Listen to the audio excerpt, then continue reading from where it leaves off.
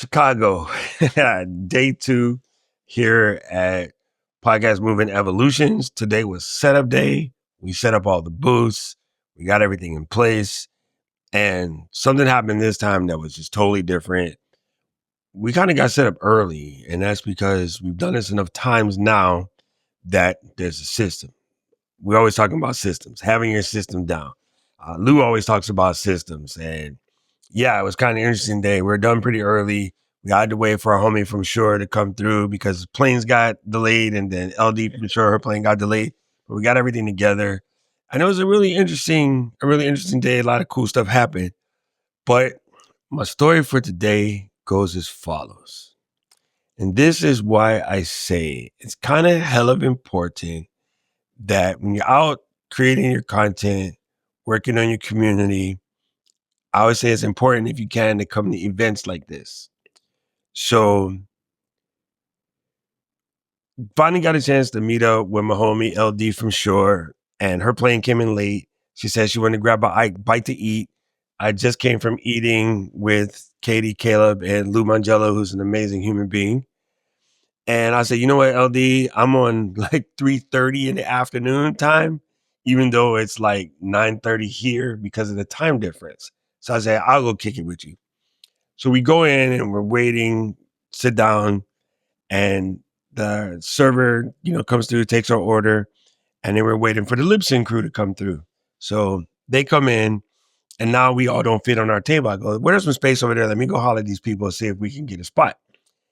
And so I approached one gentleman, I tapped him on the shoulder. I says, hey, sorry, I hate to be this guy, but you mind moving over one seat so we could fit in all 6 people? And he was like, yeah, no problem. Then I looked at him and I was like, yeah. So we were all cheering and stuff. We're all giving him big ups. And I didn't want to be rude. So I said, oh, yeah, by the way, what's your name? And he's told me his name. And I was like, Nihonjin desu ka? And he was like, Nihongo desu ka? So my question was like, are you Japanese? And the question to me was, do you speak Japanese?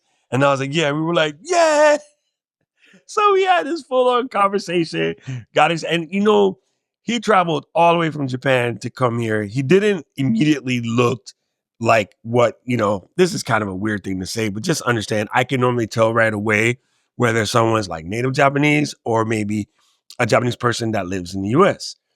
His style, his swag, and he was having an English conversation with the guy, he was with, and I couldn't really hear them. I didn't initially pick up his Japanese accent. So I assumed he was like, maybe just some Asian descent person from the US. But when he told me his name, I immediately knew it was Japanese. And so I asked him just to be sure, because sometimes, names can get crisscrossed or, it's an ancestral name.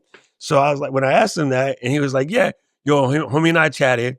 Come to find out, he's from Fukuoka, which if you've been watching my channel, I've been there like 3 times in the last year. That's like my favorite spot. And then so we just bonded. So he goes, wait, we got another homie that, had lived in Japan. So I got to meet him. He's a co-founder of this company, which we'll talk about later. And then he introduced me to another homie. And then she's starting a podcast in Japan, introducing foreigners so that she has a way to practice her English. And it's like, these are why these events rock. Having a chance to meet really cool people and get out of your bubble.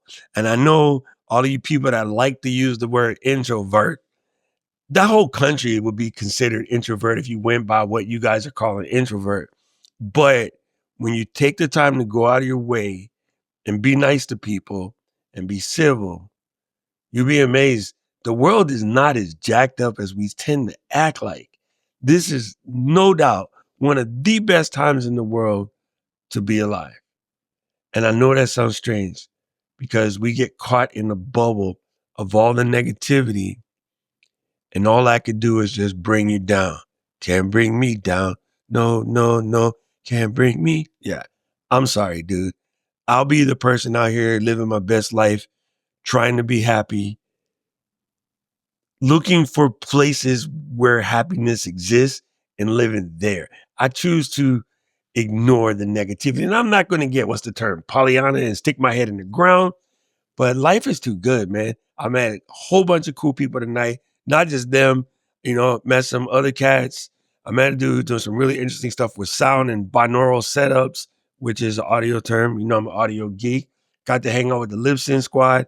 Got to hang out with my short people today. And then my team, me, Ken, and Glenn having lunch, just, shooting the crap like boys, nothing about work, just enjoying a good lemongrass bun. I like Vietnamese food. Turns out Ken loves Vietnamese food, and so does Glenn. Like, this is what it's about, people. And I know this might, catch one of you in a bad way. Just go find happiness, bro. It doesn't have to be your own. Sometimes you can get happy by making other people happy. I know for a fact because 2 people told me today I made their day simply for the fact that I could speak to them in the native tongue. What a crazy world we live in. Like, he said, oh, this is the best day for me ever in conference. I've met somebody who can understand my language and loves my country and knows all the things about my hometown.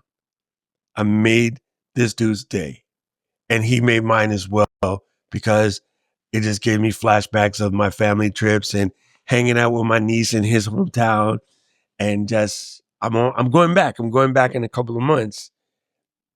And yeah, so this was, nothing specifically about YouTube, but it's a gut check. It's a mindset check.